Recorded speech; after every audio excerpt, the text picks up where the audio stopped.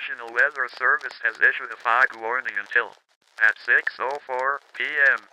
Black fog started to form near Highway 67.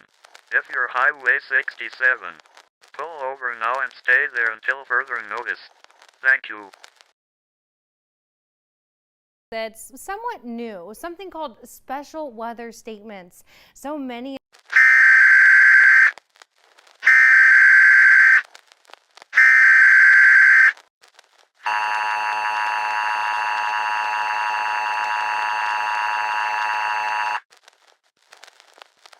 The Fairwood Police Department has issued a civil danger for the county.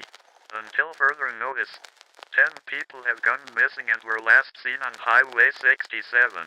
Information on these individuals is limited, but one of the individuals was last seen wearing a red Nike shirt.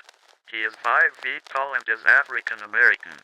At this time, stay away from the highway until further notice and take the roads.